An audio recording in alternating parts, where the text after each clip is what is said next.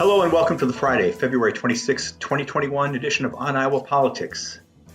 So I'm thinking that based on Bruce Springsteen's recent experience, we should invite former President Barack Obama to be on the podcast in case any of us should get charged with OWI. Just in case it's not what you blow, but who you know, or something like that. Yikes. Hey, I'm James Lynch of the Cedar Rapids Gazette. With me today are Tom Barton of the Quad City Times. Good morning, Tom. Good morning, James. Tom is choking on his coffee. Amie Rivers of the Waterloo-Cedar Falls Courier. Good morning, Amie. Good morning, James. Let's think of a new tagline, maybe.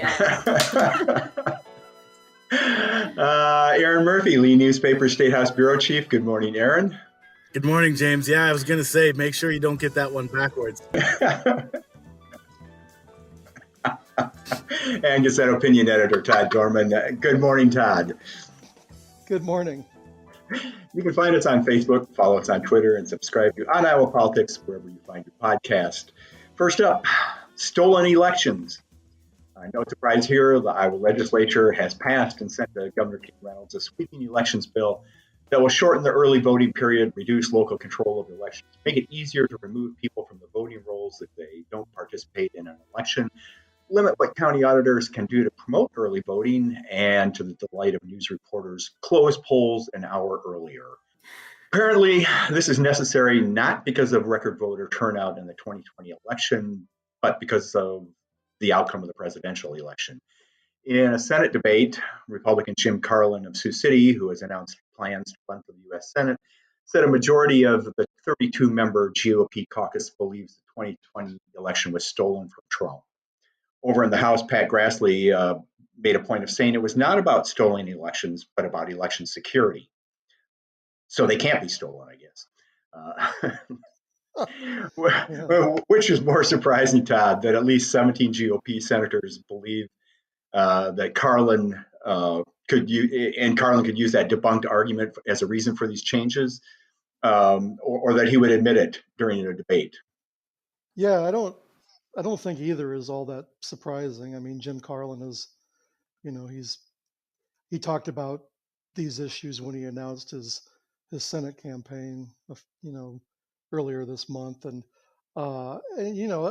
we saw during the subcommittee process. I mean, Jason Schultz is a state senator who basically also said that we need to do this because of all the things that happened around the country and the shady stuff that happened in, Pennsylvania and all these other places where Republicans are convinced that votes were hauled in on in U-Haul trucks and things like that, and the Dominion voting systems were being controlled by someone in Venezuela or something. I'm not exactly sure how that works, but so yeah, it's not.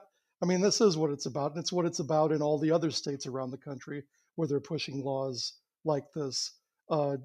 Georgia is a good example. I mean, you had 2 Democrats win Senate runoffs, and Biden won the presidency, won their electoral votes narrowly.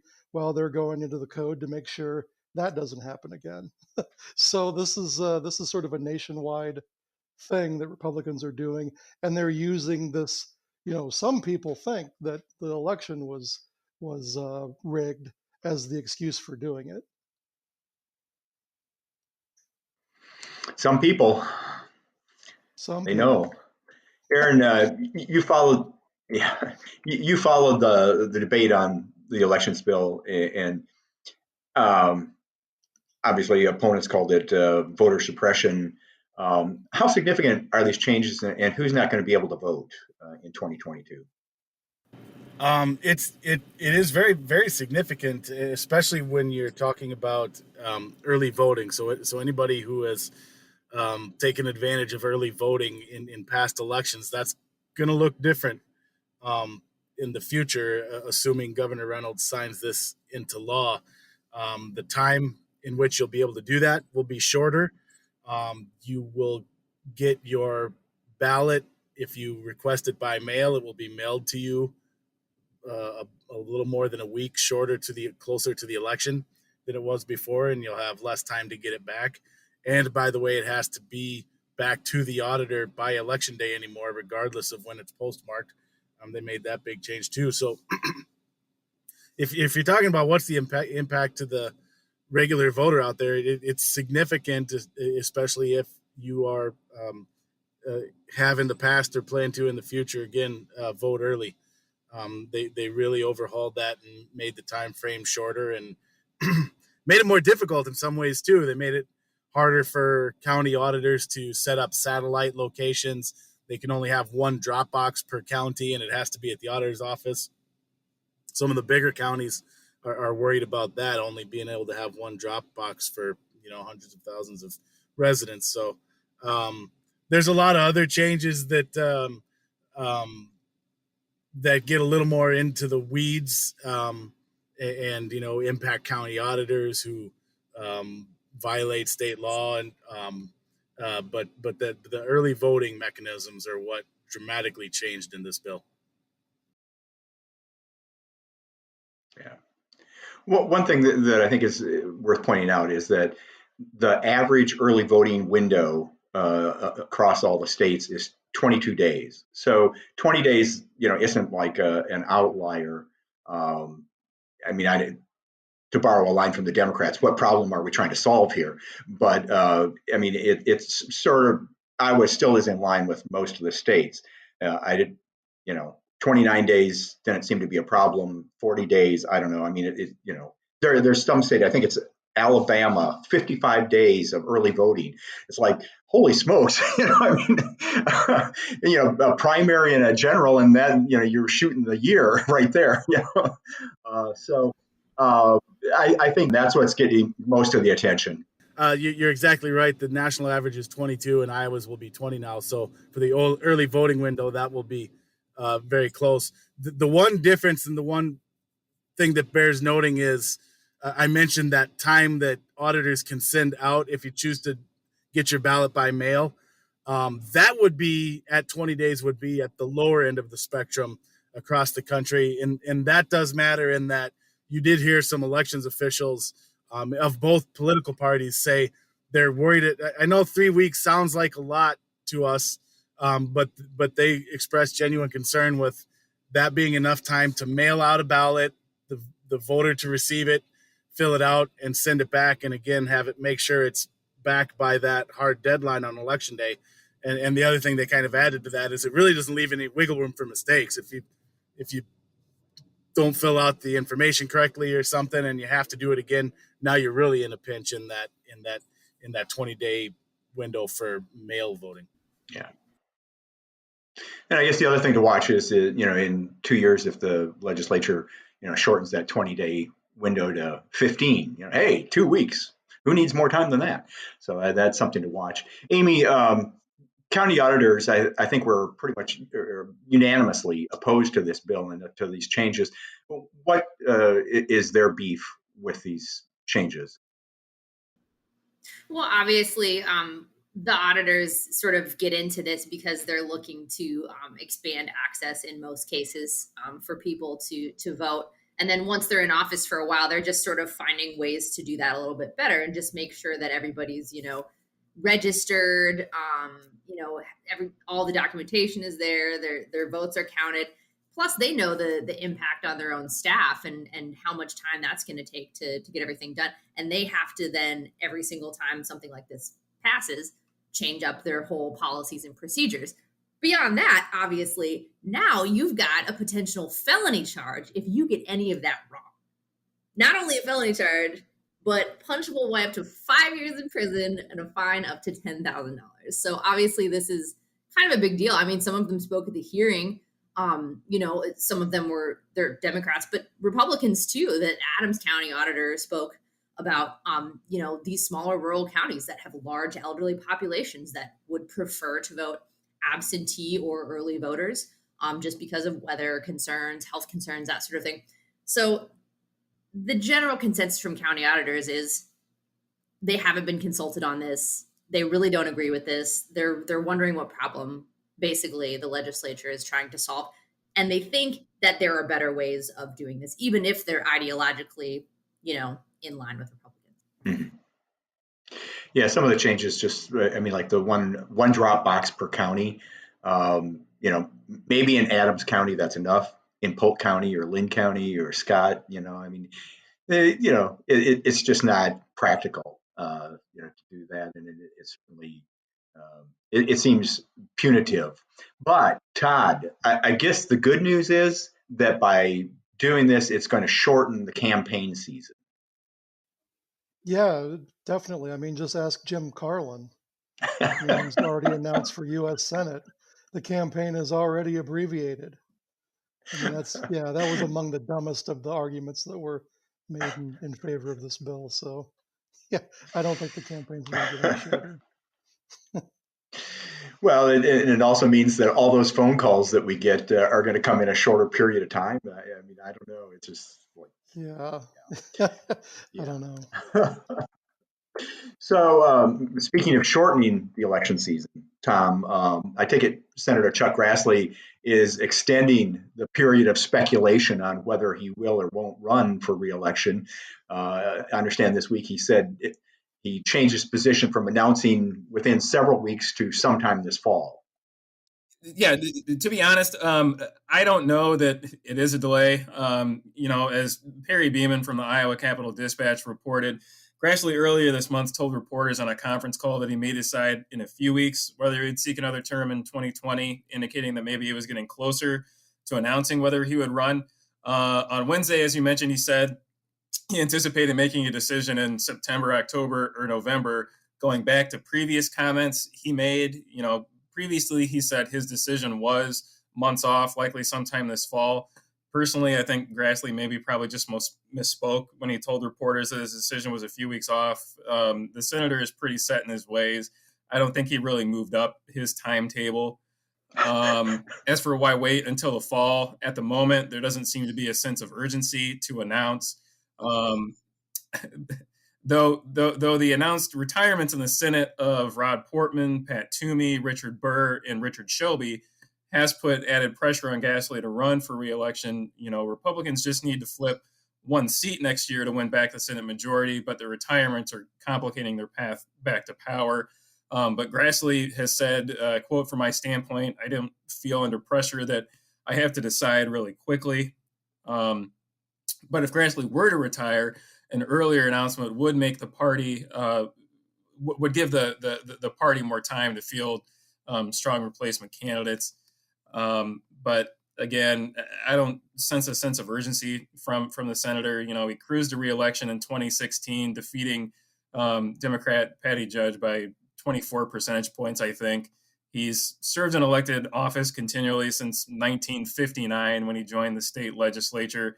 His campaign has, I think, 1.8 million cash on hand.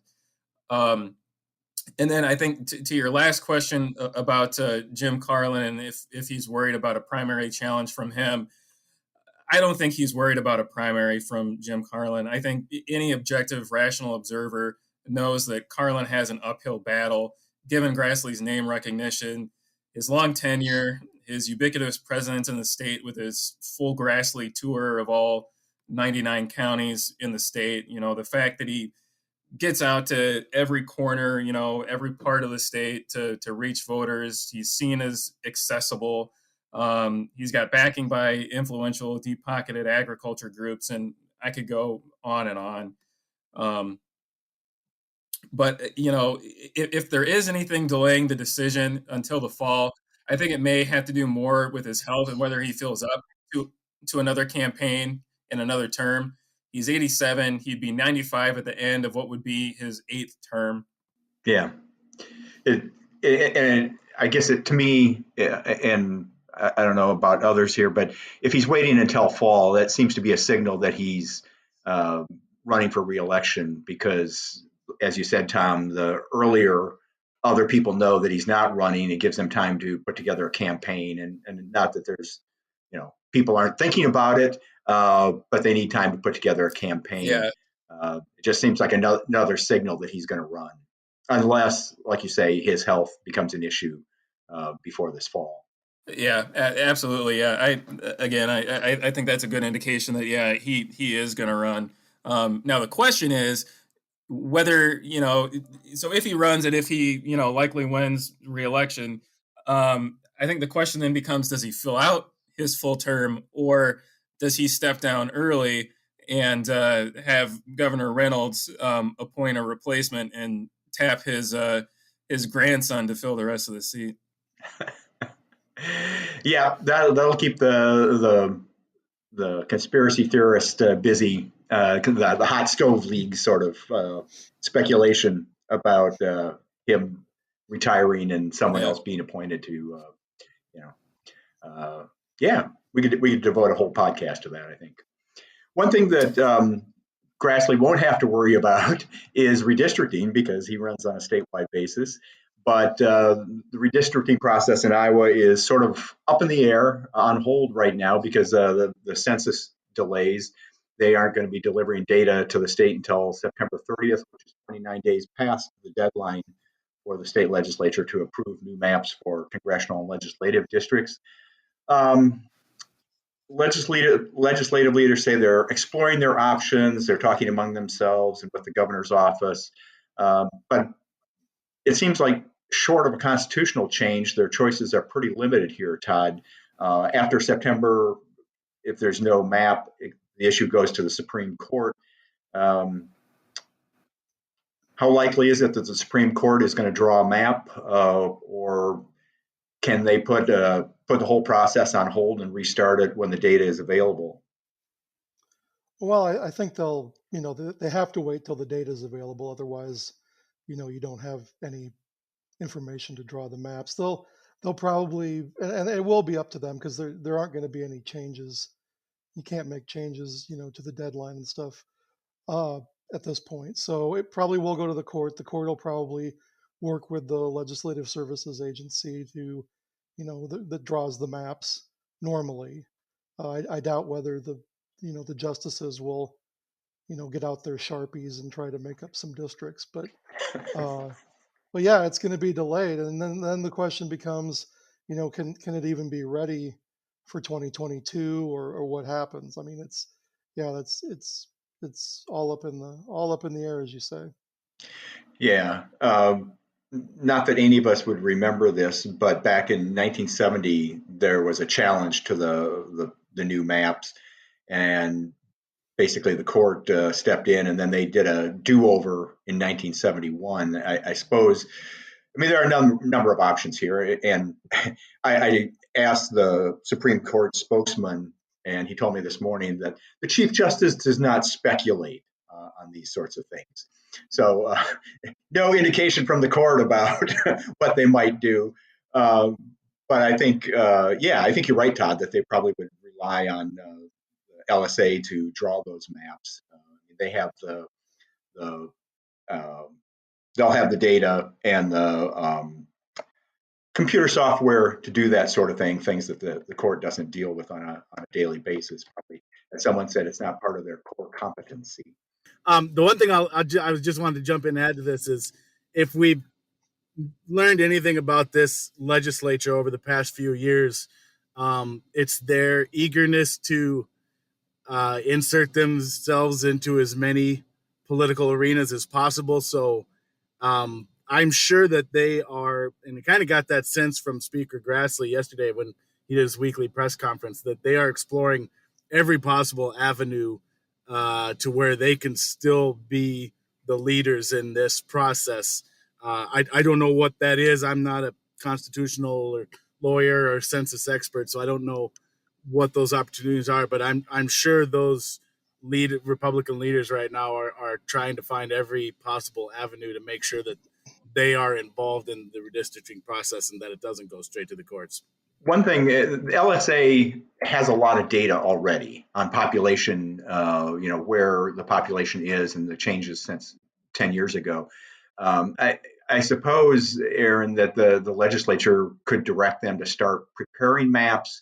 It sounds like the congressional district maps probably aren't as much of a problem as the legislative maps, but start the process and have some pencil lines drawn so that the legislature could still be involved. But I think drawing any map without the 2020 census data probably just opens it up to be challenged in court, and delaying the process further. So I guess we'll wait and see. We're also waiting to see what happens with President Biden's $1.9 trillion COVID relief package. While polls show that to be popular, very popular, a poll yesterday showed that 76% of voters support the package. Republicans are warning that the price tag is too high and some of the non-COVID-19 measures should be eliminated. Among them, Amie, is 1st District Representative Ashley Hinson, who sits on the committee putting together the bill. Is she a thumbs up or a thumbs down on this package? She's still a thumbs down, and that's even after you probably saw this morning that the parliamentarian ruled that the minimum wage proposal could not be included. Hinson said that doesn't mean that Pelosi won't include it in the final bill. So she's still worried about that happening. But even if it's not there, she doesn't like that what she terms less than 9% are things like vaccine tracking and testing for the virus. And she really doesn't like the several million, possibly several billion that she says are going to bail out states with chronic budget problems. So I think even if the minimum wage was still left out of the bill, she's still going to vote no. And that is coming to a floor vote, as you said, later today. So we can always find something we don't like about the other party's package, I guess. So did you talk about the $15 an hour minimum wage? That seems to be a sticking point for Republicans. Yeah, definitely. There, especially in rural states, states that don't have a lot of high cost of living, this is a big deal. So I think Hinson's just sort of, joining with her party on that. In Iowa, you can make the case that $15 an hour is not as needed as in places like California, like New York, like Florida, places where it is a lot more expensive to live. But also, it's going to be spread out within 5 years. So the argument that it's, going to affect businesses right now, today, maybe is a little less hard hitting than if you consider that it's going to be spread over, 5 years. And also that the minimum wage hasn't been raised since 2009. So even a small increase might still be in the cards for a future bill. And there are an awful lot of businesses that are paying more than the $7.25 an hour minimum wage now. So the impact might not be as great. I mean, when you talk about it going from $7.25 to $15, it sounds like a big jump. But there are a lot of businesses that are paying $8, $9, $10 an hour for people, starting their jobs. So the impact may not be as significant as Republicans try to make it seem. Well, OAP, the Midwestern Expression of Surprise, is the name adopted by a new political action committee devoted to defeating Governor Kim Reynolds in 2022. It's like OAP, sorry I bumped into you. OAP, I didn't see that coming. And I'm not sure exactly what these folks mean. And maybe it's like, OAP, that isn't what we thought we were getting when we elected Kim Reynolds. But regardless, they're raising money to defeat her. They don't have a candidate to run against her, but OAP, the OAP PAC, it wants to defeat Kim Reynolds in 2022. And founder Amber Gustafson is or has been involved in grassroots organizing for a decade, and her goal is to connect issues-based organizations with voters in small towns and micropolitan areas. She says we should think about rural in a new way, and she says that it's not about red barns and black and white cows. Rural is far more rich, complex, and diverse than people think. It's the misconceptions held by power brokers and pundits that make it hard for progressive messages to gain a foothold in small towns and farming communities. I don't think any of us are power brokers, but we try to be pundits. Erin is someone from suburban Ankeny, leader in a movement to restrict gun rights, the logical person to reach out to rural voters? Well, I have to tell you, James, as a resident of suburban Ankeny myself, I'm offended by the question, frankly. It's that's the challenge for Iowa Democrats right now, right? And and it's interesting as I read, as I listen to you read the kind of the mission statement there. She's not wrong. I mean, that gets at Iowa Democrats struggle to connect with rural voters, and in the last election or two, it hasn't been for lack of effort.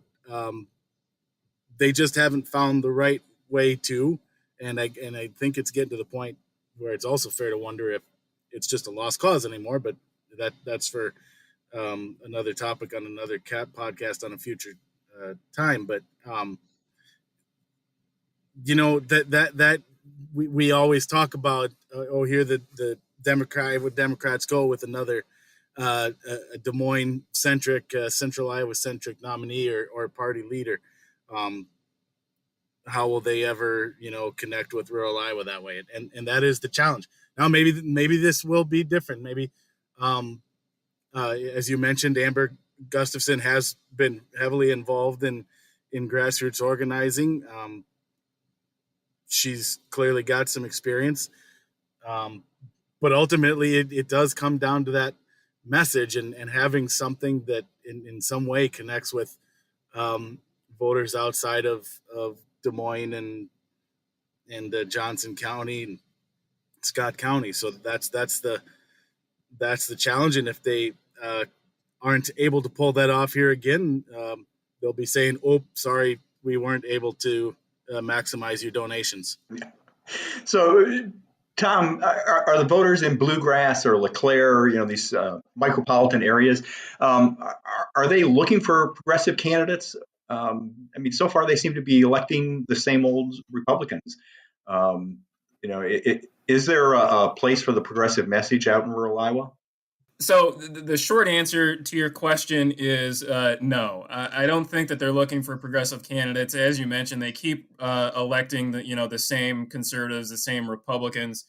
Long answer is I think that may be changing and sentiments may be different when you're looking at candidates and their stances related to climate change, especially here in these river communities.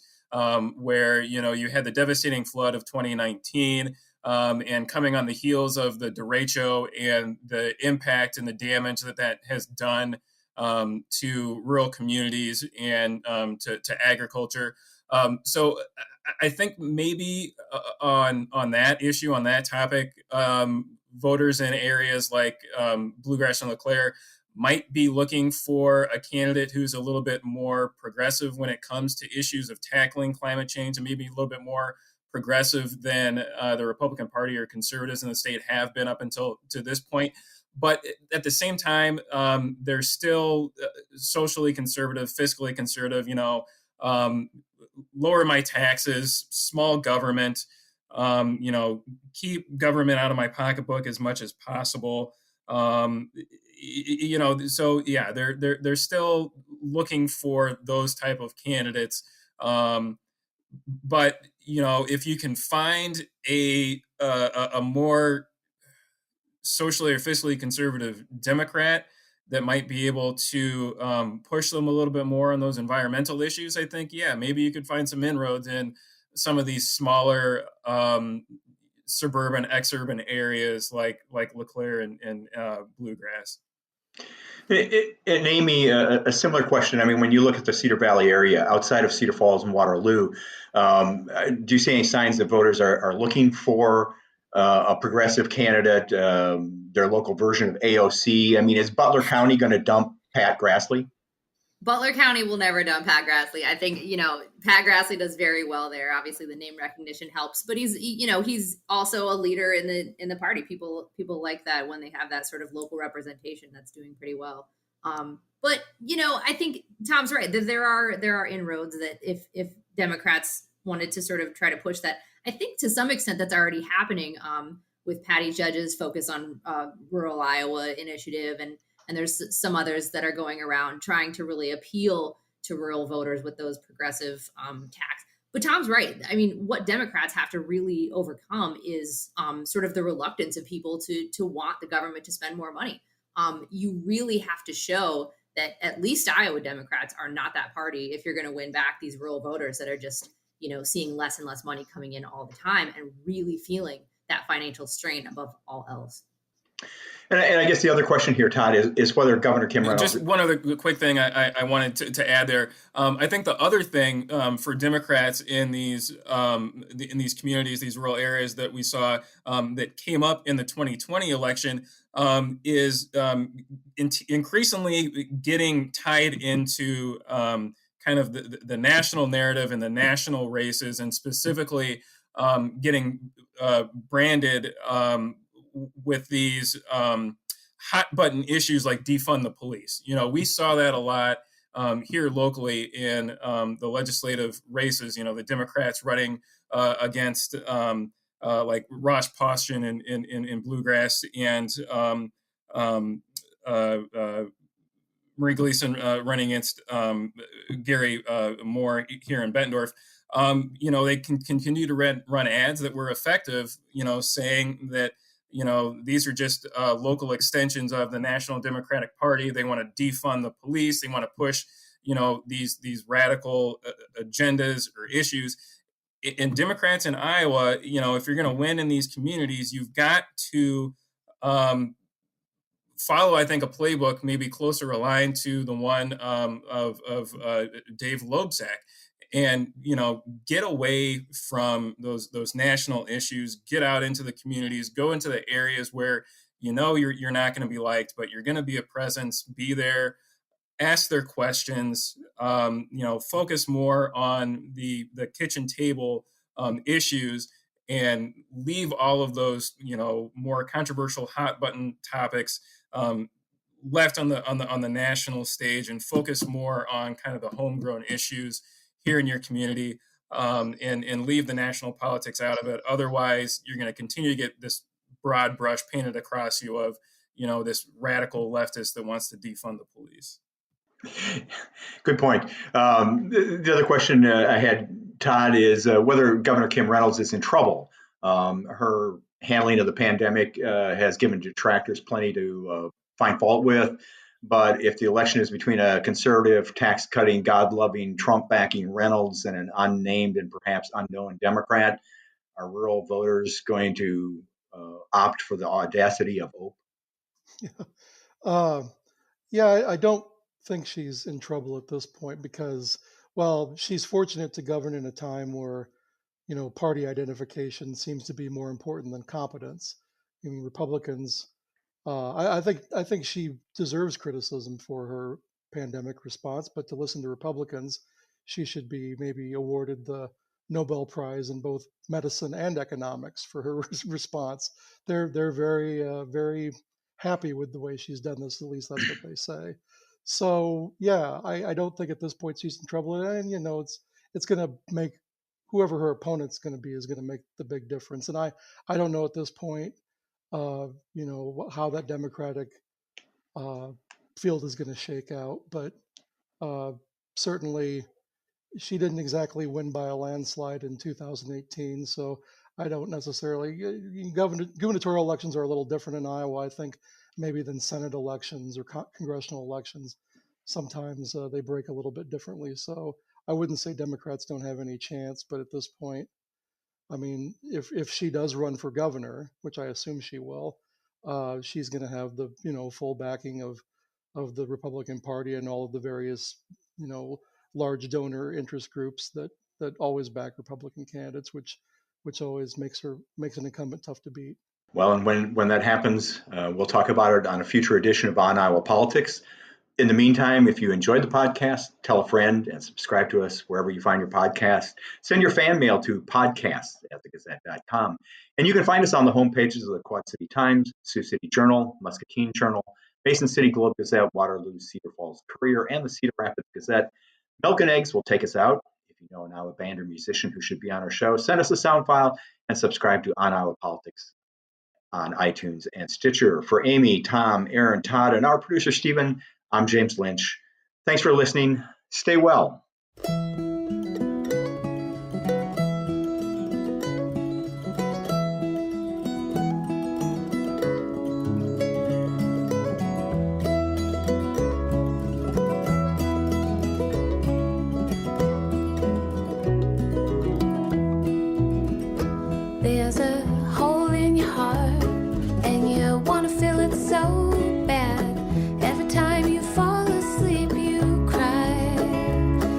better take your mind and put it somewhere else for a while before you fall down all bitter and die. Fall down all bitter and die before you fall down bitter and die. Yeah, you better take your mind and put it somewhere else for a while before you fall down all bitter and die. There's a space in your mind and you want to fill it so bad. Every time you try, I think you cry. So you better take your soul and put it somewhere else for a while before you fall down all bitter and die. Fall down all bitter and die before you fall down bitter and die. Yeah, you better take your soul and put it somewhere else for a while before you fall down all bitter and die. There's a hole in your soul from all the bad things you've done, and every time you think